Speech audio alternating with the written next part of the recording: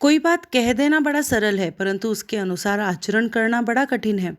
साधारण पुरुषों में और महापुरुषों में यही अंतर है कि साधारण लोग तो कठिनाइयों के सामने आने पर भी अपनी बात से विचलित हो जाते हैं, और महापुरुष अनजान में भी, विवशता में, तथा यहाँ तक कि स्वप्न में भी जो धर्मानुकूल बात कह देते हैं, उससे तनिक भी विचलित नहीं होते। धर्म ही सत्य है और सत्य ही धर्म है। धर्म विरोधी सत्य सत्य नहीं, और सत्य विरोधी धर्म धर्म नहीं। हरिश्चंद्र ने अपने सर्वस्व दान की बात कह दी थी, चाहे वह विवशता से ही क्यों न कही गई हो। उन्हें अपने लिए कोई चिंता नहीं थी। वे अपनी प्रतिज्ञा के अनुसार सर्वस्व दान करने में प्रसन्न नहीं होते, परंतु राजधानी में आने पर उन्हें इस बात की बड़ी चिंता हुई कि वह अपनी सती साध्वी धर्मपत्नी शैव्या से क्या कहूँ, अपने नन्हे से शिशु रोहिताश्व को कैसे ढाढ़स बंधाऊं। हरिश्चंद्र को धन का लालच नहीं था, राज्य का मोह नहीं था।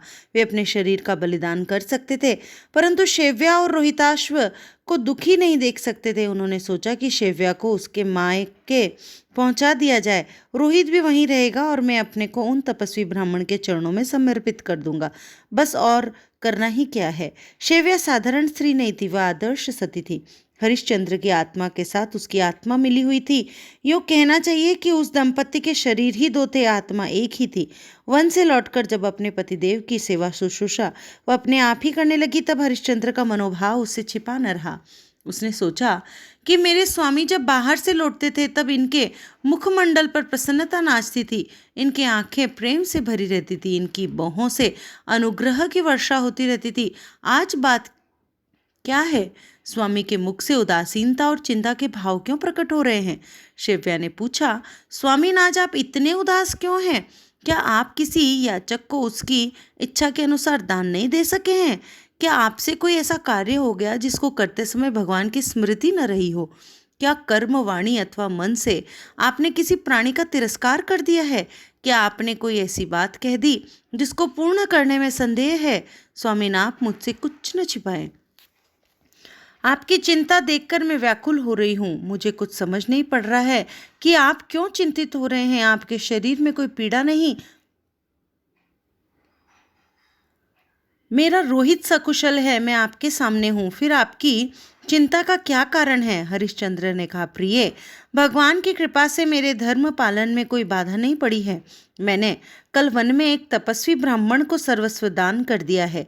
अब मुझे चिंता इस बात की है कि मैं तो उसका सेवक होकर रह सकता हूँ, परंतु तुम्हें और रोहिताश्व को सेवक के रूप में किसे रखूंगा, यही मेरे लिए असह्य हो रहा है। उस समय मैं मंत्रमुग्ध सा हो रहा था। मुझे कुछ सुधबुद्ध नहीं थी, परंतु कैसे भी सही मैंने दान कर दिया है और अब प्रसन्नता के साथ उसका निर्वाह करना है। क्या रखा है धन में? यह राज्य कितने दिनों के लिए है? प्रिय, ये सब 4 दिन की चांदनी है, आज है कल नहीं। इनके द्वारा यदि धर्म जैसी नित्य वस्तु प्राप्त हो सके तो इनके त्याग में रखा ही क्या है। अब हम सब धैर्य के साथ धर्म पालन में लग जाएं। शैव्या ने कहा, नाथ, ये तो बड़ी प्रसन्नता की बात है। राज्य के प्रपंचों में रहकर हम लोग पूर्णतः भगवान का स्मरण भी नहीं कर सकते थे। आपको मुझसे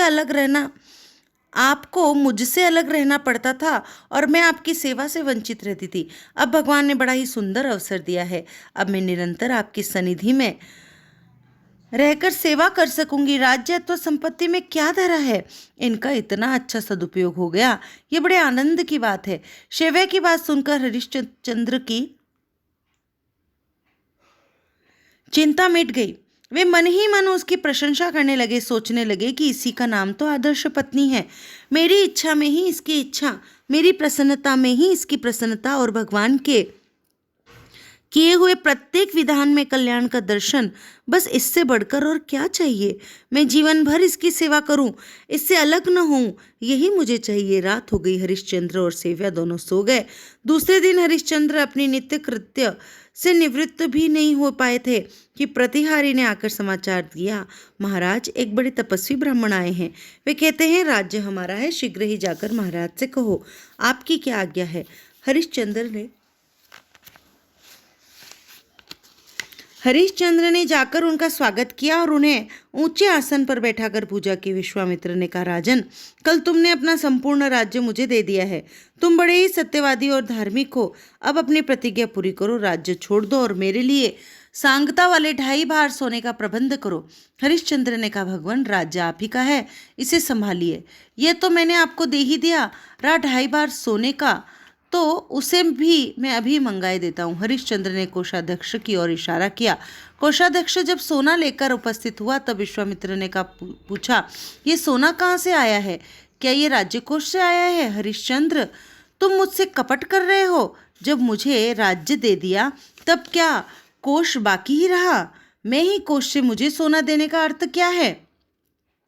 क्या तुम अपनी प्रतिज्ञा से विचलित हो गए हो? यदि तुम नहीं दे सकते हो तो मत दो, मैंने छोड़ दिया। विश्वामित्र की बात सुनकर हरिश्चंद्र ने बड़ी व्याकुलता से कहा, भगवान, क्षमा कीजिए, क्षमा कीजिए, मुझसे बड़ा अपराध हुआ। मैं अपनी भूल स्वीकार करता हूँ। ये कोष आपका है। कोषाध्यक्ष, सोना ले जाकर पूर्ववत कोष में रख दो।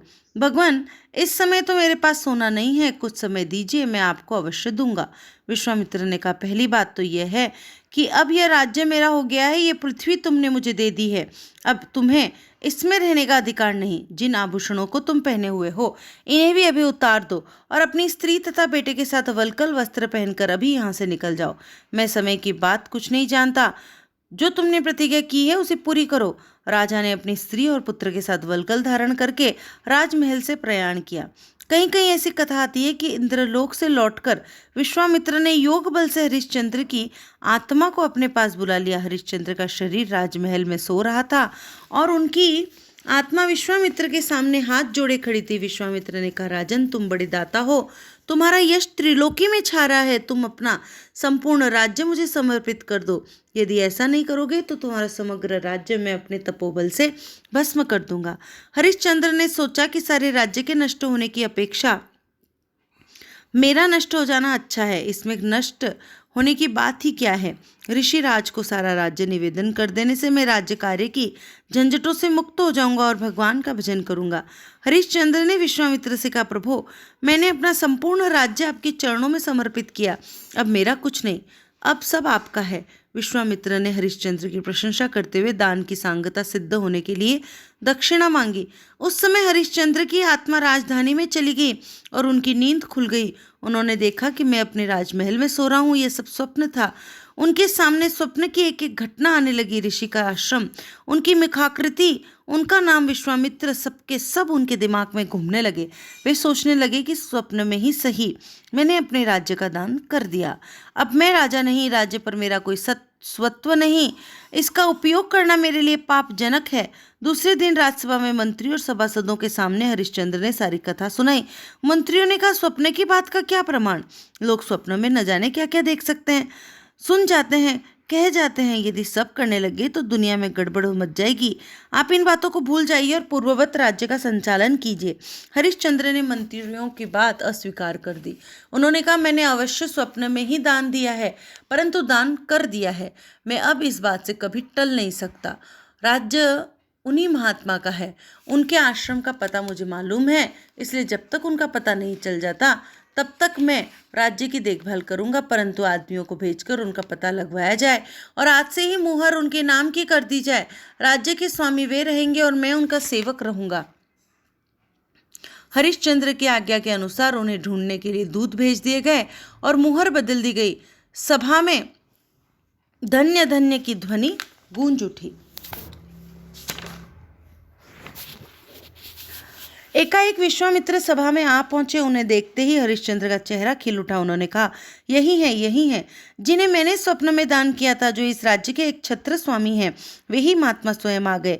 कितनी कृपा है भगवान की। उन्होंने मेरे स्वप्न की बात रख ली। विश्वामित्र का स्वागत करके उन्होंने राज्य सिंहासन पर बिठाया। विश्वामित्र ने कहा, हरिश्चंद्र, सत्यवादियों में तुम्हारी बड़ी कीर्ति है, पर यह कैसा सत्य है कि रात मुझे स्वप्न का राज्य का दान करके सांगता दिए बिना ही भग गए और आज राजा बने बैठे हो। हरिश्चंद्र ने उनके नाम की मुहर दिखाकर और सांगता की दक्षिणा देने का वादा करके उन्हें शांत किया तथा अपनी स्त्री और पुत्र को लेकर राजमहल से निकल पड़े। अस्तु। जिस समय वल्कल वस्त्र धारण किए हुए हरिश्चंद्र, शैव्या और रोहिताश्व राजमहल से नंगे पांव और नंगे सिर निकले, उसी समय सारी अयोध्या में हाहाकार मच गया। कानों कान सबको खबर लग गई और सबने पुरी में ही उन्हें घेर लिया। किसी ने कहा, प्रभु, हम आपके अनुयायी हैं, हमें मत छोड़िए, आप हम पर कृपा करेंगे, हमें आप अपने साथ ले चलिए। कोई कह रहा था राजन थोड़ी देर और ठहर जाइए, आपको हम एक बार आंख भर देख तो लें, पता नहीं फिर कब आपके दर्शन होंगे। कोई किसी से कह रहा था जिनके बाहर निकलने पर आगे पीछे अनेकों नरपति हाथ जोड़े चलते हैं, अनेकों सेवक हथियारों पर हाथियों पर सवार होकर शास्त्रों से सुसज्जित होकर जिनकी रक्षा करते हुए चलते हैं, वे ही महाराज हरिश्चंद्र आज नंगे पांव जमीन पर चल रहे हैं। ये सुकुमार राजकुमार जिसके कोमल शरीर में अभी तक कभी रुकी हवा नहीं लगने पाई, नंगे पांव जमीन पर कैसे चल पाएगा? इसके लंबे लंबे बालों पर धूल जम जाएगी, इसका मुंह मुरझा जाएगा। हा देव, तुमने ये कौन सी विपत्ति डाल दी? कोई कह रहा था, अरे महारानी शैव्या को तो देखो, जिन्हें सूर्य की किरणें भी नहीं देख पाती थी, हवा जिनके पास डरते डरते जाती थी, महल के बाहर जिन्होंने कभी पैर नहीं रखा, दूध के फेन के समान कोमल शैया पे जो सोती थी, वही आज वल्कल वस्त्र पहनकर पैदल ही जा रही हैं। ये क्या वृक्ष के नीचे सोएंगी? ये किस कर्म का फल है? इनके जैसे धर्मात्मा राज दंपति को क्या यही कष्ट भोगना था? राजवंश की ये दशा देखकर कोई रो रहा था, कोई विलाप कर रहा था, कोई मूर्छित हो रहा था। हरिश्चंद्र निर्विकार भाव से आश्वासन देते हुए आगे बढ़ रहे थे। विश्वामित्र ने आकर कहा, हरिश्चंद्र अभी तू यहीं डटा हुआ है, जल्दी निकल यहाँ से। दान की हुई पृथ्वी का उपयोग नहीं करना चाहिए। हाँ, एक बात तो तूने बताई ही नहीं, मुझे बाकी दक्षिणा कब देगा? आज कल परसों कितने दिनों तक मैं तेरी प्रतीक्षा करूं? हरिश्चंद्र ने कहा, भगवान इस समय मेरे पास कुछ नहीं है, नहीं तो मैं तुरंत दे देता। मैं आपका ऋणी हूँ, कृपा करके आप मुझे 1 महीने का अवकाश दे दीजिए, मैं अवश्य आपकी दक्षिणा चुका दूंगा। विश्वामित्र ने कहा, अच्छी बात है, जा, जिस दिन 1 महीना पूरा होगा उसी दिन यदि तूने मेरी पूरी दक्षिणा नहीं दे दी तो मैं तुझे भस्म कर डालूंगा। हरिश्चंद्र ने हाथ जोड़कर स्वीकार किया। तब वे वहां से चलने लगे। तब प्रजा ने फिर उन्हें घेर लिया। सब लोगों ने कहा, राजन हम बाल बच्चे धन धान्य सब कुछ छोड़कर आपके पीछे पीछे छाया की भांति चलेंगे।